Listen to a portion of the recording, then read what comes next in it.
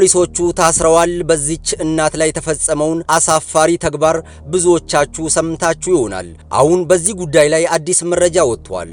ፖሊሶችን ጨምሮ የወረዳው ኃላፊዎች በቀጣይ ሳምንት ፍርድ ቤት እንደሚቀርቡም ታውቋል። የፍርድ ውሳኔውንም በርካቶች በጉጉት እየጠበቁ ይገኛሉ። በወቅቱ እንግዲህ ፖሊስ እናቴን ደበደበብኝ፣ ከወረዳ ኃላፊዎች ጋር ሆነው ቤታችንን እንዳልነበር አድርገው ሄዱ በማለት በወላጅ እናቱ መደብደብ የተበሳጨው ናትናኤል ገመዳ የተባለ አንድ ታዳጊ ይህን መረጃ በራሱ የቲክቶክ አካውንት ማሰራጨቱ ይታወሳል። ትላንት አዲስ አበባ ፖሊስ ባወጣው አዲስ መረጃ በድርጊቱ የጠረጠራቸውን ግለሰቦች በሙሉ በቁጥጥር ስር ማዋሉን አስታውቋል። በዕለቱ ታዳጊ ናትናኤል ገመዳ እንደገለጸው ስራ ቆይቶ አምሽቶ ወደ ቤቱ ሲመለስ ወላጅ እናቱ እያለቀሱ ያገኛቸዋል።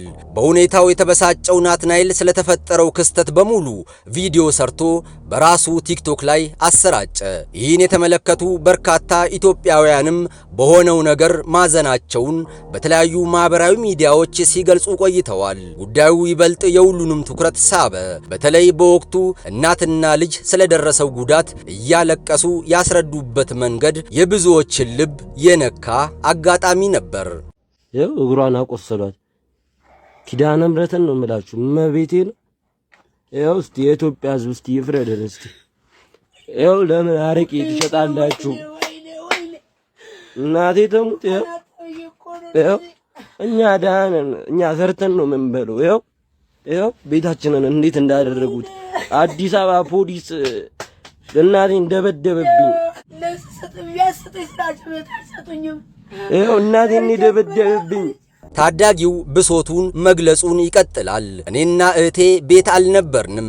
የፖሊስ አባላትና የወረዳ አስተዳደር አካላት ወደ መኖሪያ ቤታችን ገብተው እናቴን በመደብደብ ብቻ አላበቁም፣ ወላጅ አባቴ ላይም ከፍተኛ ጉዳት አድርሰውበት አሁን የት እንዳለ አይታወቅም በማለት በእንባ የታጀበ ምሬቱን ሲገልጽ ነበር።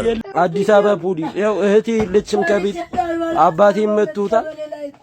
ያው ቤቱን እንዳለ አበለሻሽተውታል።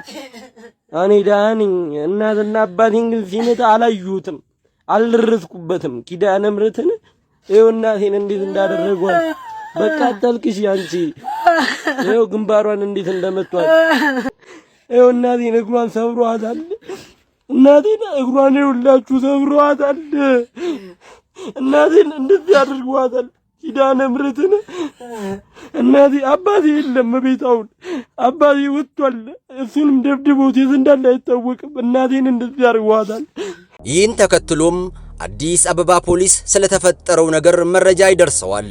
ከከፍተኛ አመራሮች ጀምሮ ልዩ ትኩረት ሰጥተውት ውለው ሳያድሩ ወዲያው ነበር ወደ አካባቢው ፖሊስ ሄዶ ጉዳዩን እንዲያጣራ ያደረጉት። በድብደባ ወንጀሉ የጠረጠራቸውን የጸጥታና የአስተዳደር አካላትን በቁጥጥር ስር አውሎ ምርመራ እያጣራ እንደሚገኝም የአዲስ አበባ ፖሊስ ጠቅላይ መምሪያ ባወጣው መረጃ አስታውቋል። ከፖሊስ የተገኘው መረጃ እንደሚያስረዳው ድርጊቱ የተፈጸመው የካቲት 27 ቀን 2018 ዓ.ም ከምሽቱ 3 ሰዓት ተኩል በንፋስ ስልክ ላፍቶ ክፍለ ከተማ ወረዳ 5 ልዩ ቦታው ካባ ጉሊት እየተባለ ከሚጠራው አካባቢ ነው። ወይዘሮ እናት አበበ የተባሉ ግለሰብ በመኖሪያ ቤታቸው አረቄ በመሸጥ የሚተዳደሩ ሲሆኑ በዕለቱ በአካባቢው በወንጀል መከላከል ሥራ ላይ ተሰማርተው የነበሩ የፖሊስ አባላትና የወረዳ 5 አስተዳደር አመራሮች ወደ ግለሰቧ መኖሪያ ቤት በመግባት አረቄ እዚህ መሸጥ የለበትም በሚል በተፈጠረ አለመግባባት የግል ተበዳይ ላይ ጉዳት ከማድረሳቸው ባሻገር ለንግድ የተቀመጠ 60 ሊትር የሚሆን የሀበሻ አረቄ እንዲደፋ ያደርጋሉ። በዚህ ምክንያት ነበር በወቅቱ የወይዘሮ እናት አበበ ልጅ የሆነው ናትናኤል ገመዳ እናቴ እግሯ ላይና ሌላ አካሏ ላይ ጉዳት ደርሶባታል፣ በተጨማሪም 60 ሊትር አረቄ ደፍተውብናል በማለት በራሱ የቲክቶክ አካውንት ላይ ተንቀሳቃሽ ምስሉን ያጋራው።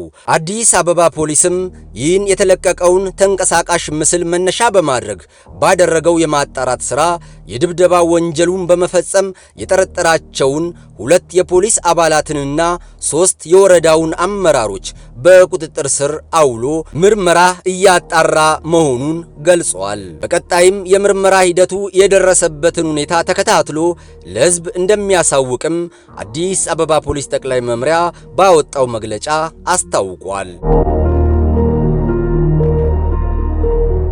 አጠቃላይ ድርጊቱ እጅግ በጣም የሚያሳዝንና የሚያሳፍር ነው። ክስተቱ የፖሊስን አሰራርና ስነ ምግባርን ያልተከተለ መሆኑን የተረዳው ጠቅላይ መምሪያው የወሰደው ፈጣን እርምጃ የሚደነቅና ሊመሰገን የሚገባው ተግባር ነው። በቀጣይም እንግዲህ የምርመራ ሂደቱንና የፍርድ ቤት ውሳኔውን ዴይ ቱ ዴይ ኢትዮጵያ ተከታትሎ የሚያደርሳችሁ ይሆናል። ተመልካቾቻችን ለአሁኑ ወደ እናንተ ያደረስነው መረጃችን ይህን ይመስል ነበር። አብራችሁን ስለነበራችሁ እናመሰግናለን። በቀጣይም አዳዲስና አስፈላጊ የጥንቃቄ መልእክቶች እንዲደርሷችሁ ቻናላችንን ሰብስክራይብ በማድረግ የሚዲያችን ቤተሰብ ይሁኑ። ይህ ዴይ ቱ ዴይ ኢትዮጵያ ነው።